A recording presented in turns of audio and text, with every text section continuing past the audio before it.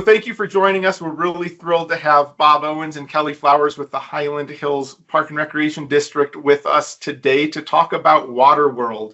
Waterworld is a very unique attraction here in Colorado, and my family's been fortunate to have it nearby for 11 years, and we've enjoyed using Waterworld. But I think for park and recreation professionals across the country, they would probably be beyond impressed with the scale and the magnitude of what Waterworld is. So we're excited to have Bob and Kellie share a little bit about Waterworld, about how they operate that, some of the best practices that they've learned, and how do they go about marketing and communicating an enterprise of this size and keeping that functional from year to year, and how that integrates with the overall park and recreation district. So we are thrilled to have them with us.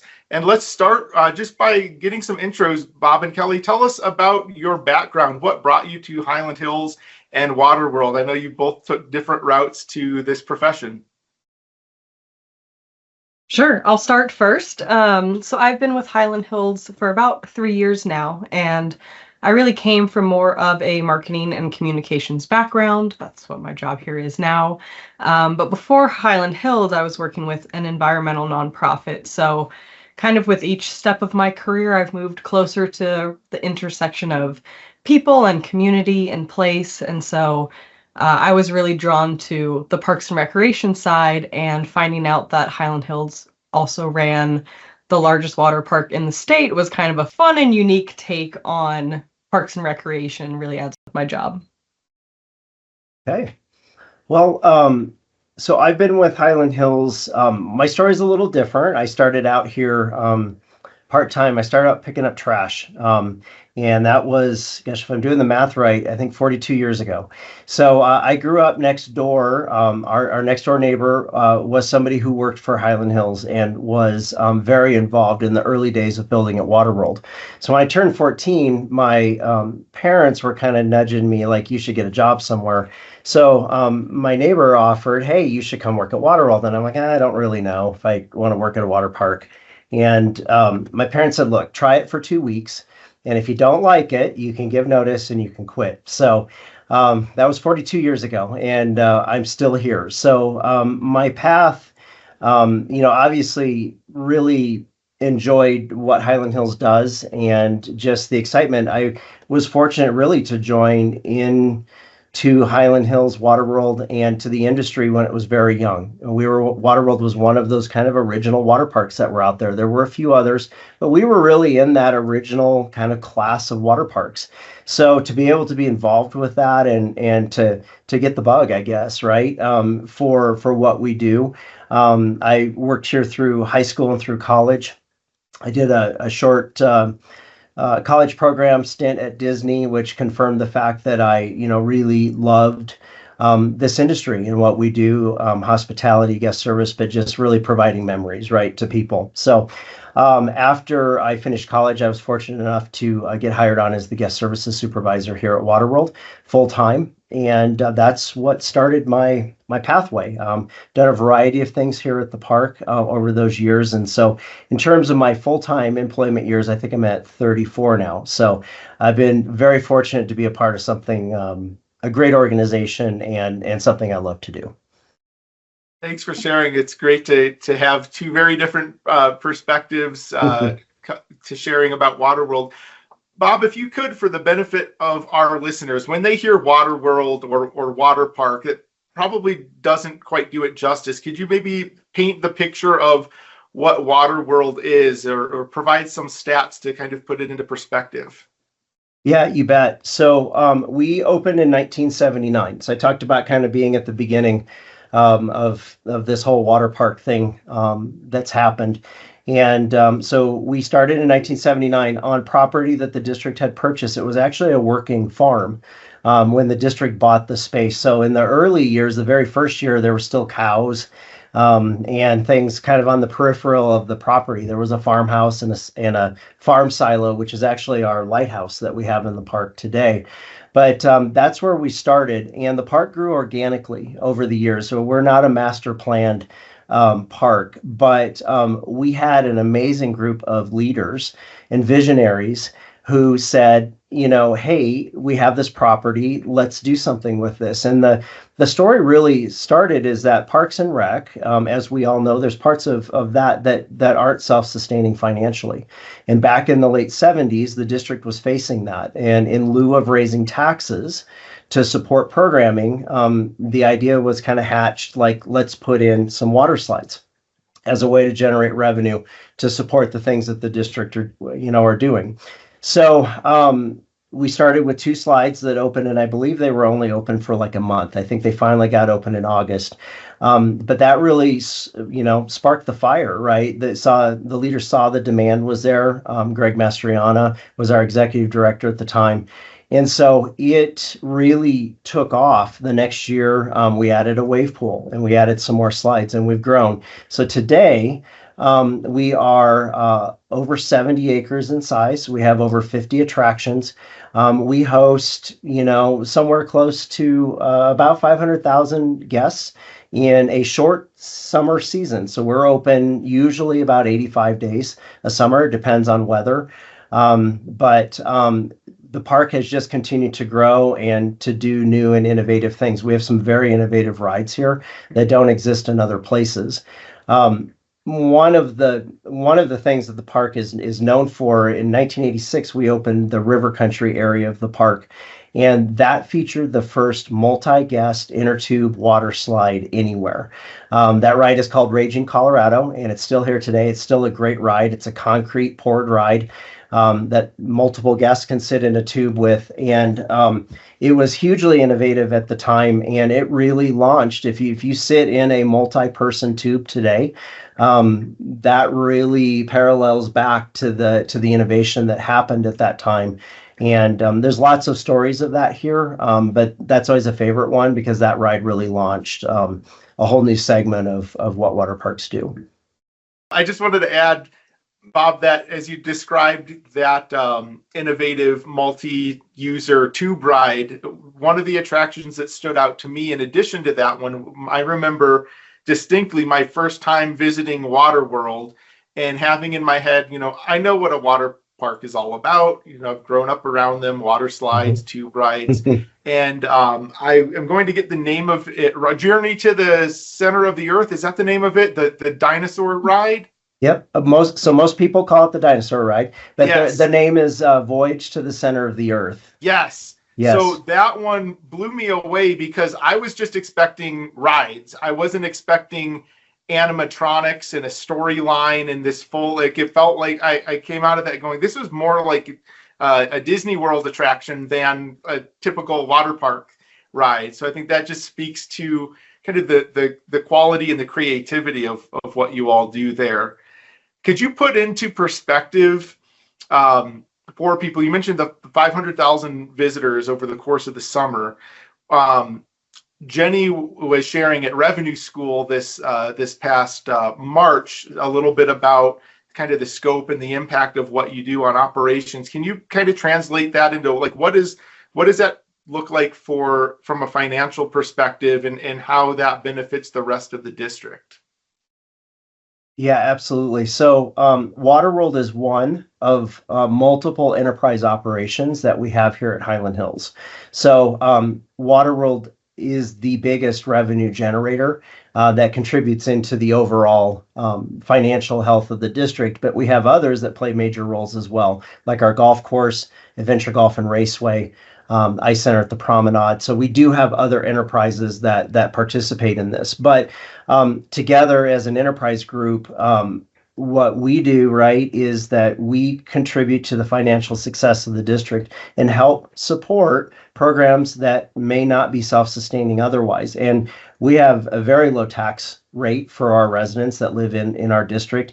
That is afforded through the fact that we have these enterprise operations, right, that leverage guests who come from all over the state and quite honestly, even regionally. They come to our park, they have an amazing time, but what they're doing and what they often don't realize they're doing by visiting here is that they're also supporting programs like senior programs and youth sports and parks and things that are meaningful to our community. So it's a win-win. It is a big part of the Highland Hills budget philosophy and financial success is the enterprise help carry that load. A lot of folks think, oh, well, the water, I'm at Waterworld, you're making all this money, it just goes back into Waterworld. And some of it does, but it also goes off to all these other great causes as well.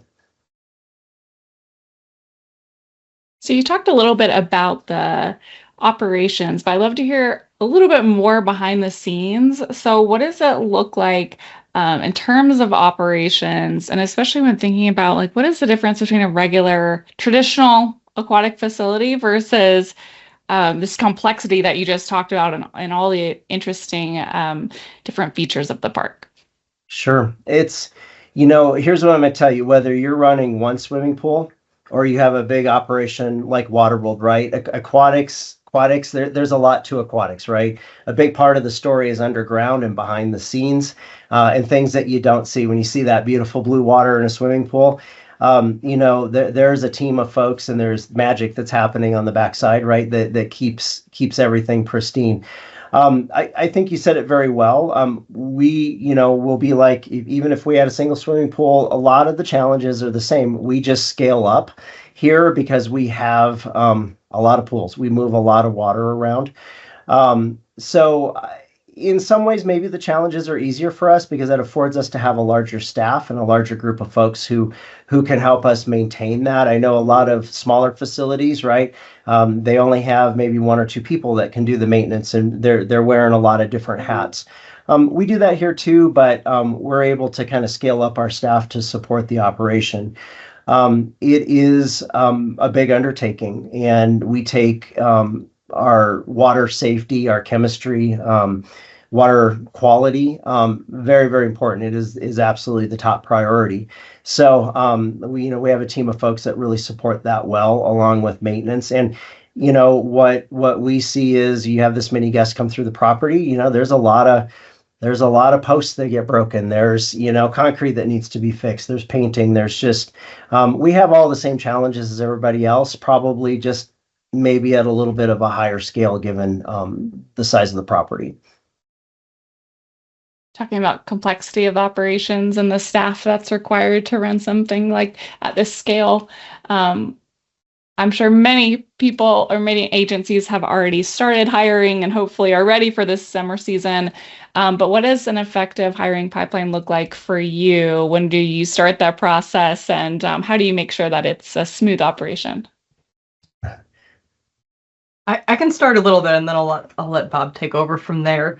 So we do hire close to 1,000 young people every summer for the summer season.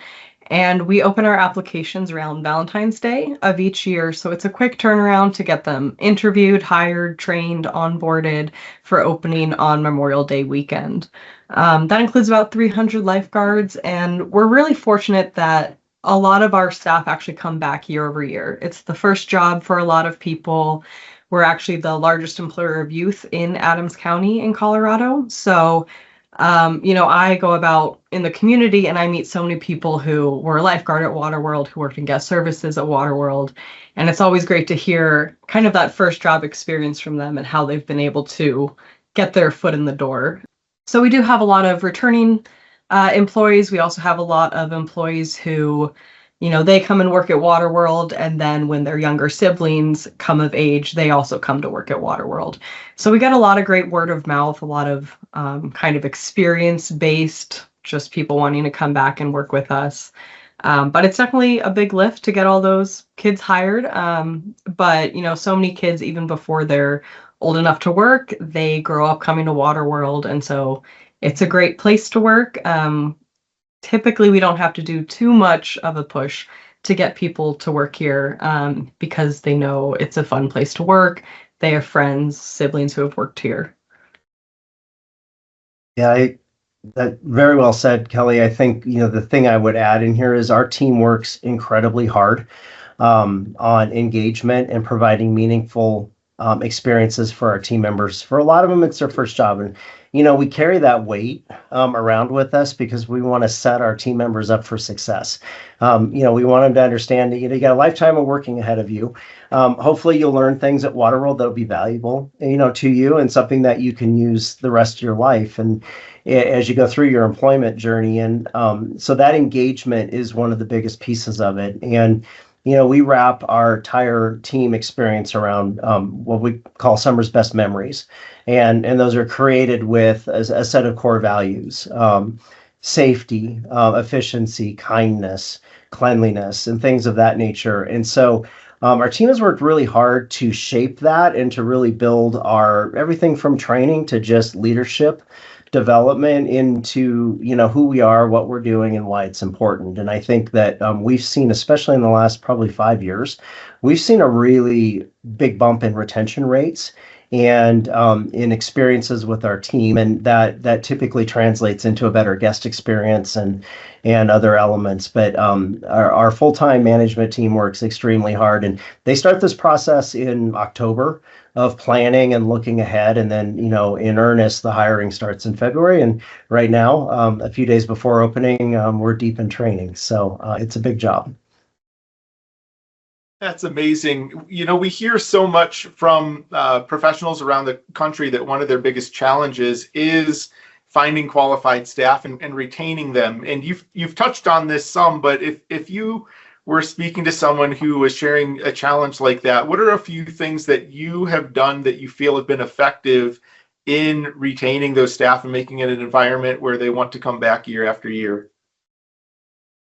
Yeah, I would say around 2020, the year we all kind of want to shuffle off to the side, we started to see, right, that we weren't getting the right number of applicants. We felt like, we maybe needed to refine some things. So when we came out of that COVID year, we looked really closely at compensation, at benefits, perks, things of that nature. And we made some pretty big adjustments there. And I think that was a starting point for us. Denver's a pretty competitive and expensive market.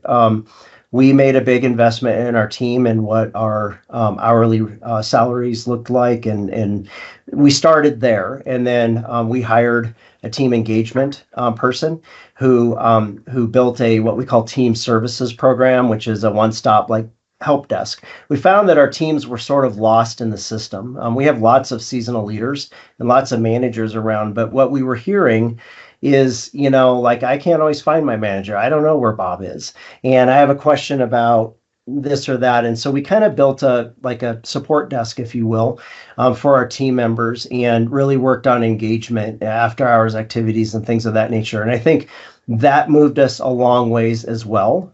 So we were getting them in the door. We've started to get much better about the experience and the retention. And then, we also invest pretty heavily in our seasonal leadership. We bring in one and sometimes two outside national leadership coaches or speakers who come in and spend time with our seasonal leadership, and either in a group setting through team building and other things. And in other cases, we'll send a person around in the park and just talk to the leads one-on-one and say, what leadership challenges do you have? What's working for you? What's not? And I think really starting to invest in our seasonal leaders, right, has made a huge difference for our frontline team as well. So I think at a, kind of a high level, those are things that have made a difference for us. Thanks.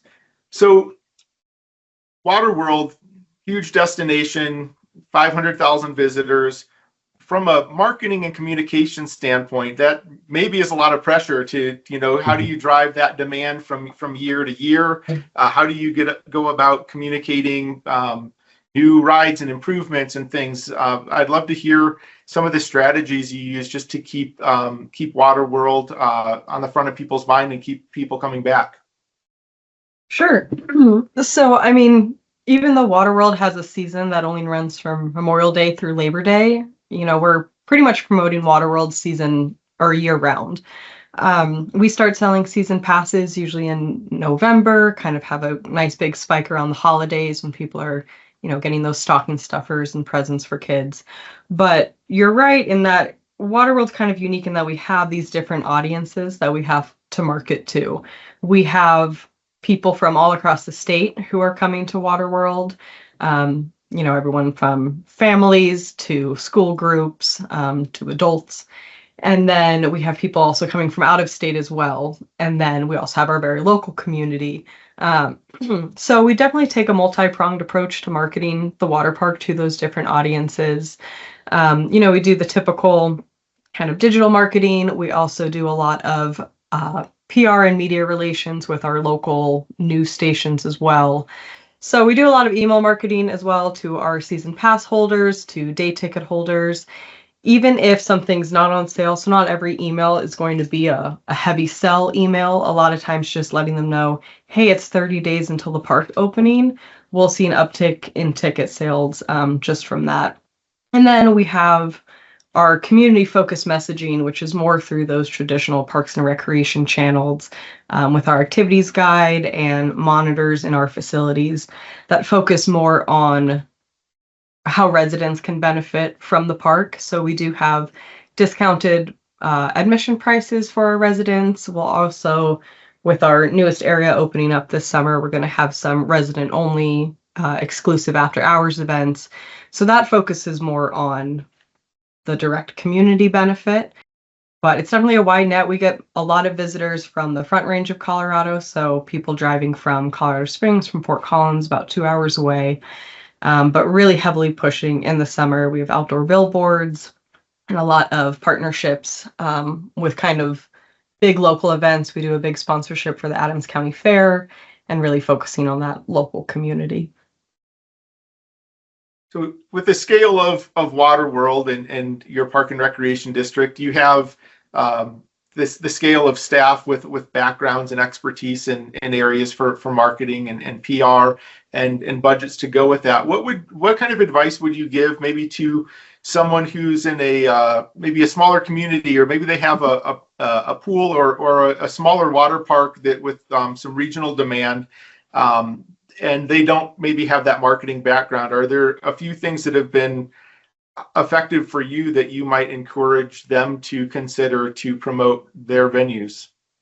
Yeah, I think one thing that's been really helpful is we have seasonal marketing interns who join us, usually from college. High schoolers are also often a market for that as well. And really leaning into those young people. They have great ideas. They really know how social media works. And oftentimes we'll just send our interns into the water park, with a phone and a microphone and tell them to make content.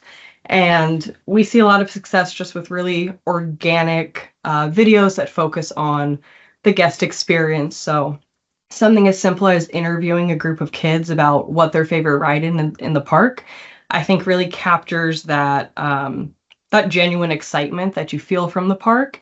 And I think that resonates a lot more with people than, kind of your typical ad that you might put out there. And so capturing that organic content, interacting with your guests, and sharing that with people is a really kind of low cost and easy way. All you need is a phone really to make that happen. So we know that the best marketing in the world only goes so far, because if the product or the experience isn't good, then you're not going to have those repeat visitors or that word's going to get out. So what is it that Waterworld does to invest in that customer experience and make it a place that people come back to? Yeah, that's it's a great question, and I wish I had the full answer for you, but we work very hard in the space of guest service, and when things go off the rails, which they do sometimes, guest retention. So we focus with our team on that, and the district has always been in a place of being fair, being equitable with our guests when something goes off the rail, being understanding and having compassion. And I think our guest service strategies follow that. We're pretty unusual. We do rain checks. If we can't reopen the park within 60 minutes, you automatically get a ticket to come back, either a full day ticket or a midday ticket. And at the time that we started that, it was really unusual. I think it's a little more common today. But these strategies, right, help take some of the risk out for our guests, but it's also just a goodwill moment to be able to say, look, we want you to have the best experience possible. So we've tried to look at strategies. We've invested in technologies that help us, streamline. And I'll be honest with you, we've had technologies that have not worked very well.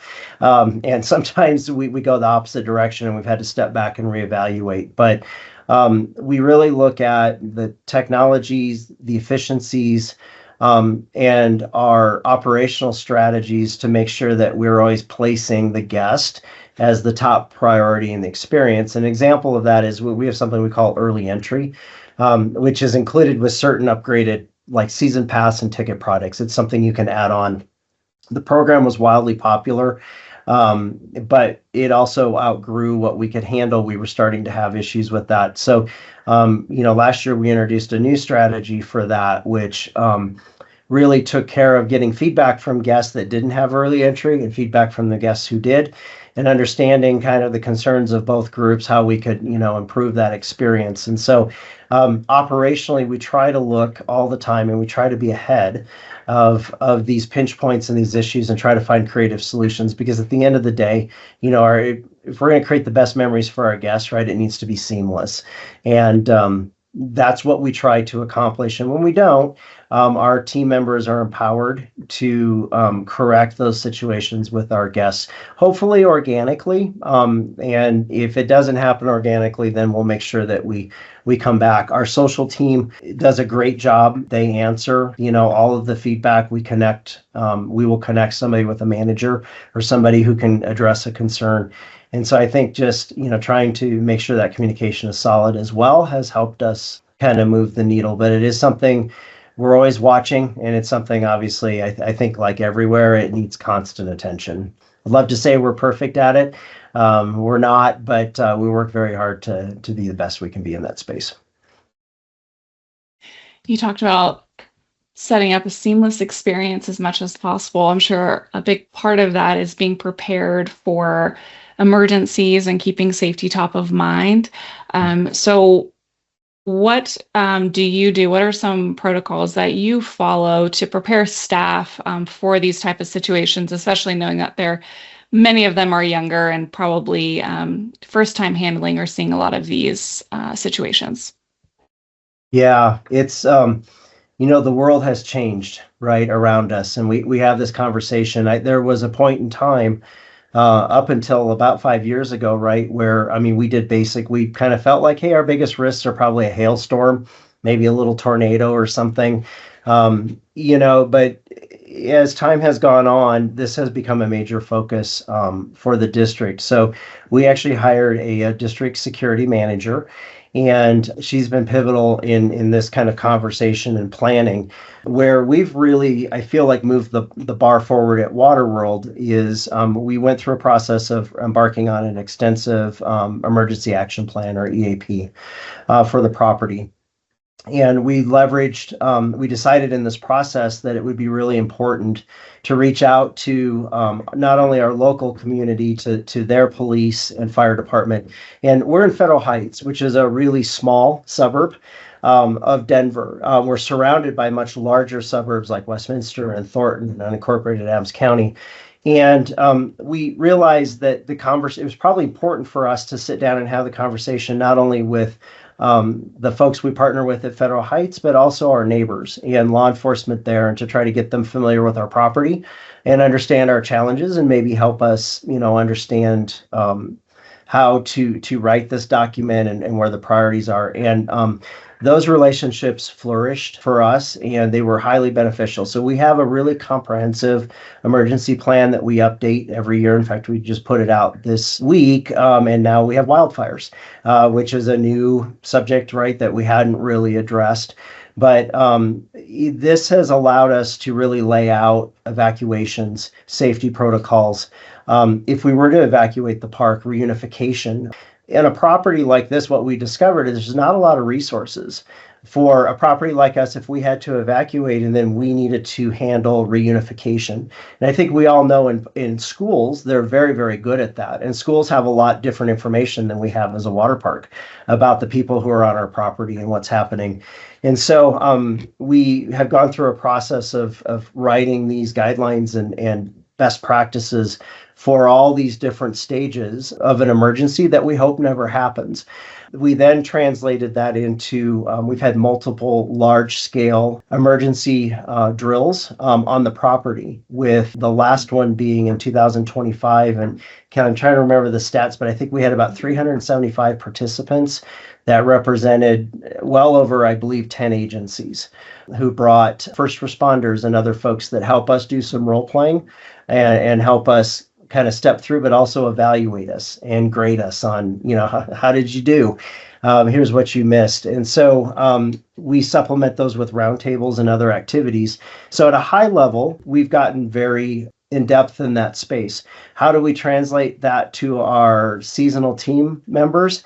Most of them come, unfortunately, due to school shootings and other things. They come to us probably better prepared than we are as a management team. They understand basic concepts of, run, hide, fight.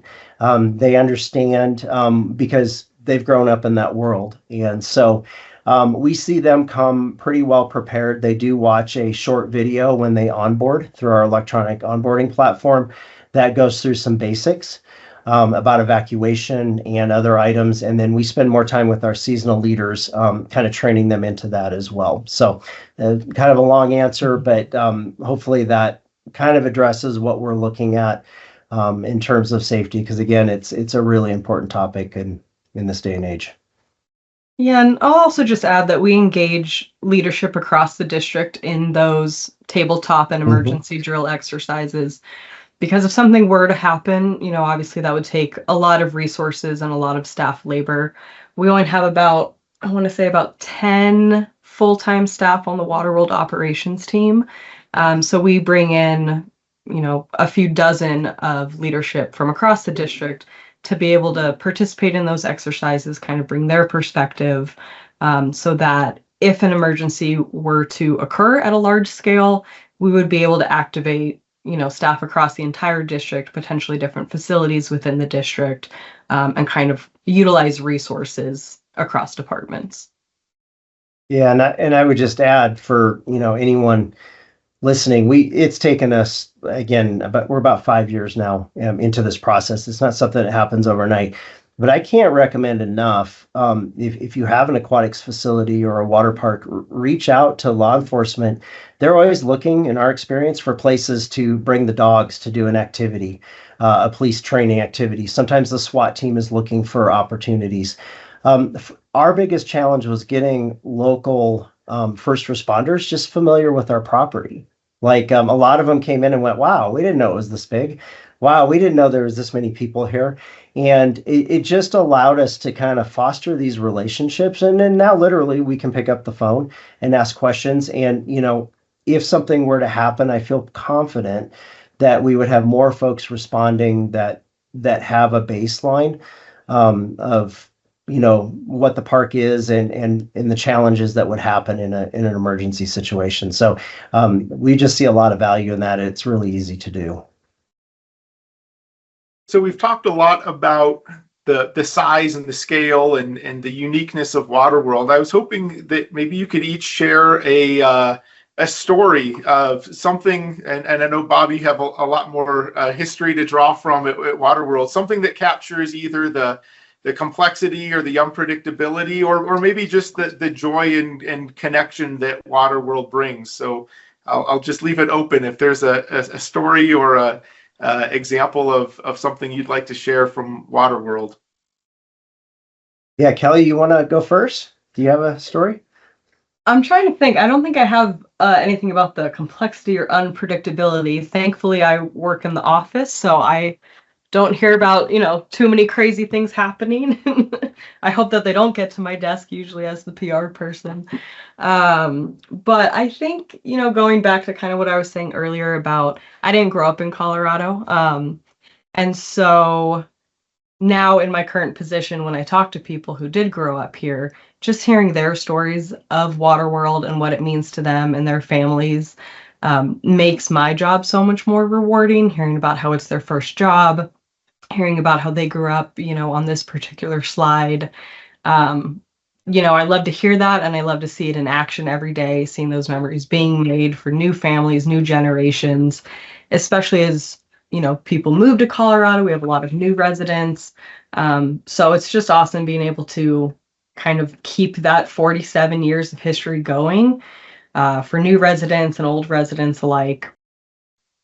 Yeah, and I probably have quite a few. Some of them I probably block out of my mind, but if you're in operations in any size facility, right, you have stories, and I would kind of echo. I think some of my best stories here relate to the people and team members and guests both. I've been around long enough now that, I have employees who worked for me when they were teenagers. They're coming back with their kids, or in one case, their kids' kids. And I was like, wow. But you have these conversations, and what we hear a lot is, I loved those years. Like, those were some of my favorite years. I'm doing this and that now. I went to college and I have a career and I love what I do. But I always look back, right? And it was important for me to bring my kids back. It was important for me to, in some cases, I really want my kid to come work at Waterworld because, this experience meant this to me, and I want them to do that as well. So we see it on the team side, and then we see it on the guest side as well. I was just yesterday, got a voicemail from a season pass holder who has been here 40 years.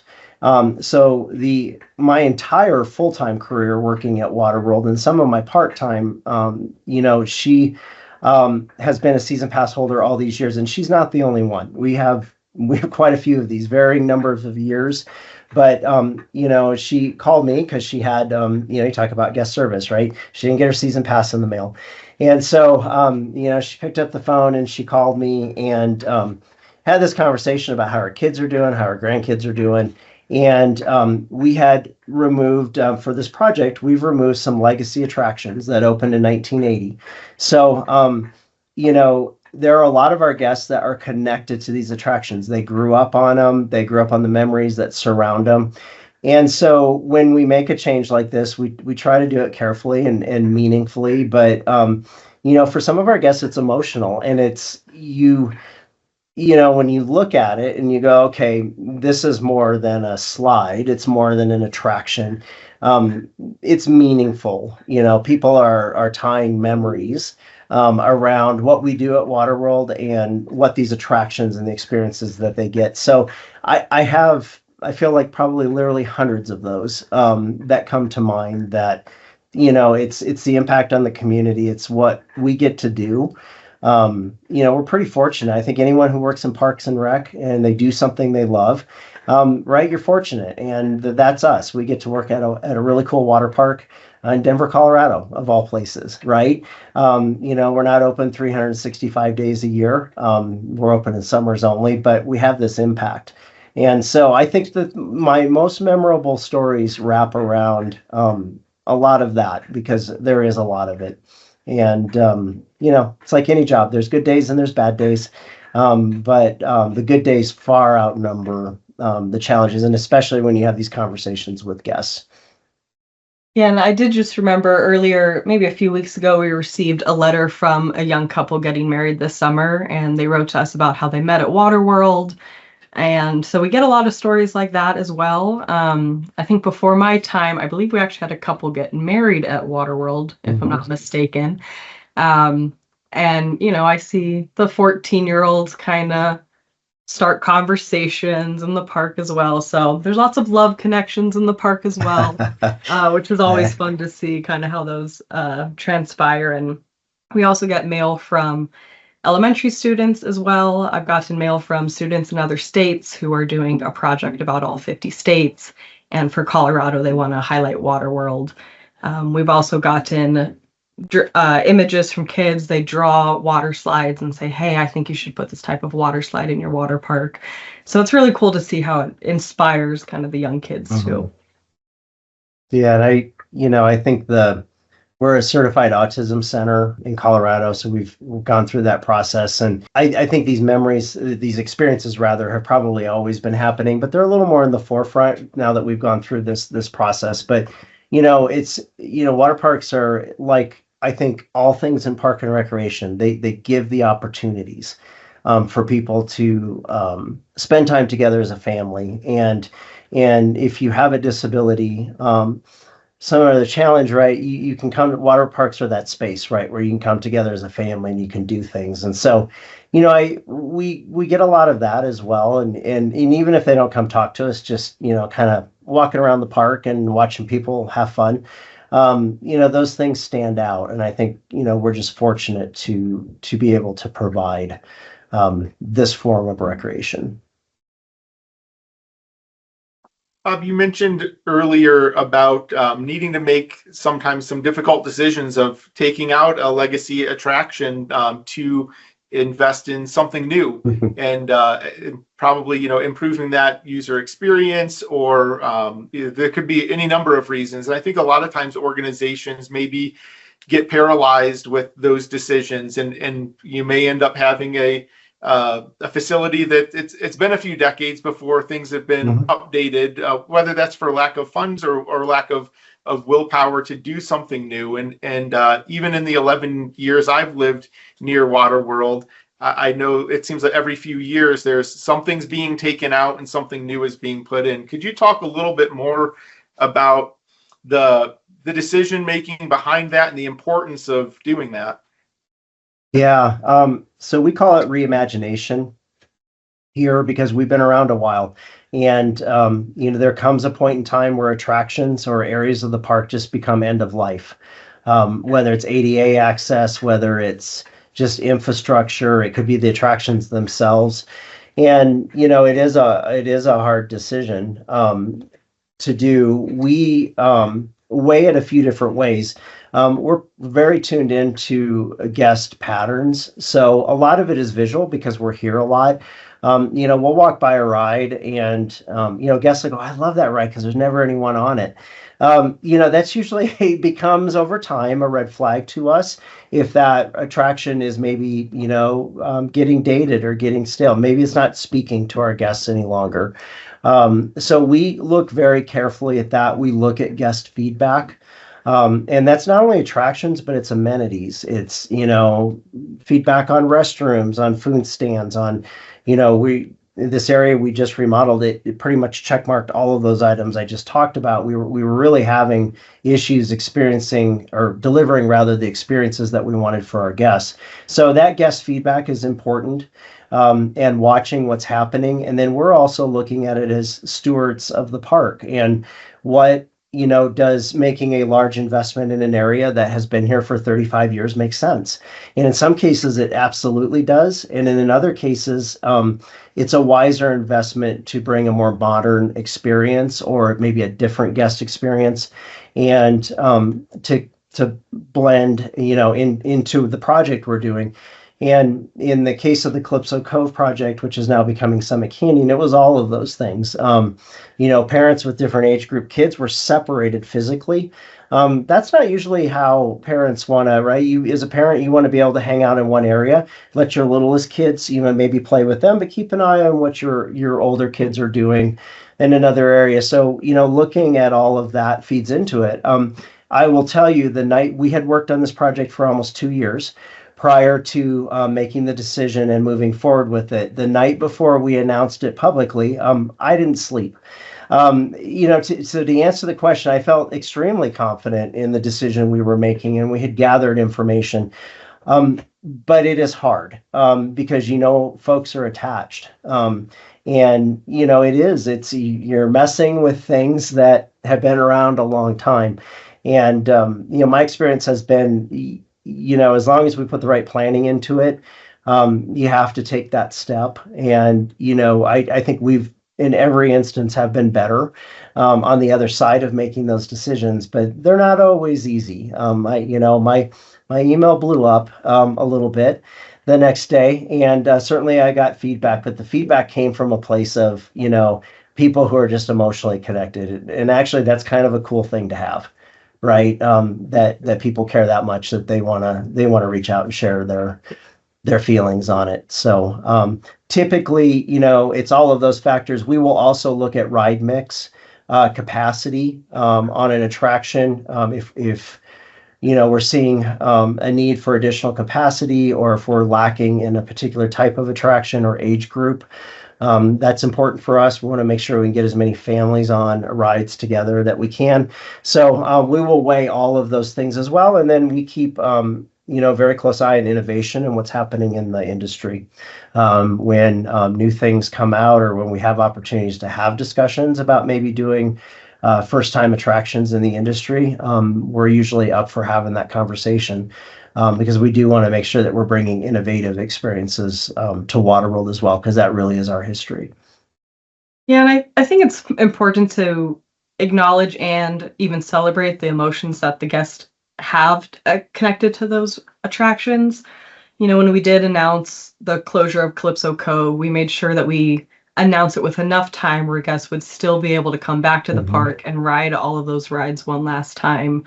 We also hosted a farewell party as well for those rides, so we had really fun commemorative swag that we gave away as a fun way to remember it. We had little postcards with the attractions, and people wrote down, their favorite memories of those attractions and of that park. And that was a really cool thing for us to be able to see as well. So I think, giving those legacy attractions a proper send-off where you acknowledge what they've done for the community, what they've given to these people, is really important as well, instead of just closing down for the season and swapping it, over winter. I love that so much. I'm imagining there's quite a few listeners who run these traditional aquatic facilities. They may only have a rectangular pool. But what revenue strategies can you think of, or have you experienced that might be applicable for these smaller agencies who don't have, the type of amenities that you all have? Yeah, I think some of the things we're doing right are probably applicable across the board.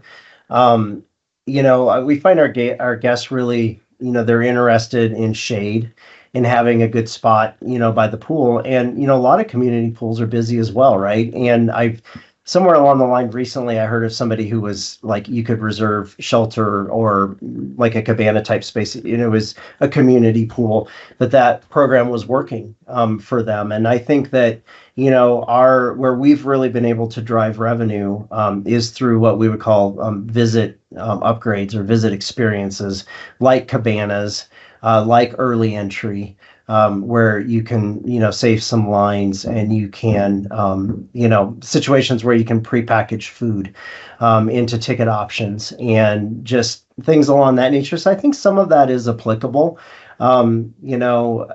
Today's age, right, especially when it comes to shade and reserved places, if we probably could have a really good market in reserving lawn chairs if we really wanted to do that. It's not a space we're interested in going into, right? But what we have seen is a strong appetite for just those types of little visit upgrades. We have a program that's been really popular with a clamshell. It's a two guest clamshell structure. It kind of looks like I think in the 30s, you used to see them out on the beach, right? They were they would put them out there, and I think they're still doing that today, but they've sort of started to take off in water parks. I would think that some of those programs would work. They're cost effective to do. They're easy to administer. And, I think that any aquatic facility has the opportunity to look at some of these revenue opportunities and some of these little visit upgrades and try them out, because I do think that whether you're at a water park or you're at a rectangular pool watching your kids swim, you still, I think there's a segment of the population that would like to pamper it up a little bit. I think special events are another way that pools of any size might be able to drive additional revenue, whether it's an adult only night, or I've seen, the float-in movies or the doggy swim day at the end of the season. I think just really thinking outside of the box with how you can activate your aquatic facility in different ways, and again, maybe bring in different audiences, might be another avenue as well So as we draw to a close, I want to ask you each a two-part question, and you can choose to answer one or both. But what do you see as the biggest opportunities for innovation in municipal aquatics in the years ahead? And what's next for Waterworld? Any exciting plans to further enhance the guest experience in the coming years? So I'll answer the Waterworld question. I'll start there. Summit Canyon is coming this year, so this one we're very close to delivering this project. It's about a little over a 2-acre redevelopment at Waterworld, and we'll feature 4 new thrill rides, including Colorado's first drop capsule. We're excited for that. And also Colorado's first and one of the first few in the world. I think we're going to be number 3 or number 4 on a new technology called Hive, or the Hive technology, which is a high-speed tube experience. And so that's coming to Waterworld this summer on our Marmot Mayhem attraction. But we're also adding a leisure pool, which is something our guests have asked for. They just want a place to kind of relax. So we'll have built-in seating and a waterfall, lots of shade throughout this area. We have a brand new kids area called Critter Cove coming online, and that will service our tiniest guests from tots all the way up to the older kids through slides and activities, and then also basketball, crossing pools and other things like that. A lot more shade, a lot more seating, cabanas, upgraded food experiences, and then this will have a community programming play for us as well that we're going to be very excited about. And then we did build a purpose-built learn-to-swim pool on this property as well. And we're just going to do swim lessons from this facility. We're a big player in that space, and this will allow us to be more flexible on weekends and evenings and offer more lessons out to the community. So that is the next what's next coming to Waterworld, and that'll be coming online this summer. And then beyond that, we are starting to look at what our next project will be. I can't tell you anything yet, but stay tuned. That'll be down the road. And then we're also looking at some line queuing technologies and some other things to bring online, hopefully here in the next year or so. Well, I feel like Bob pretty much covered the what's new at Waterworld question. I'm not necessarily like an aquatics professional, so I'm sure others have, other ideas of kind of innovation in the broader aquatic space. But I think obviously water conservation is always top of mind, especially when you're working in aquatics, as we kind of experience more hot and dry weather, especially here in Colorado. In our new Summit Canyon area, we're actually using about 30% less water than the attractions that were there previously. So we like to say it's more fun with less water, and we're very excited about that. And then I think going back to events too, I think, as everybody is increasingly on their phones, kind of in their digital worlds, I think finding new and unique ways to bring people together is more important than ever. Creating those opportunities for people to foster connections with their community, meet new friends, meet new people, I think is important today and will continue to be important in the future.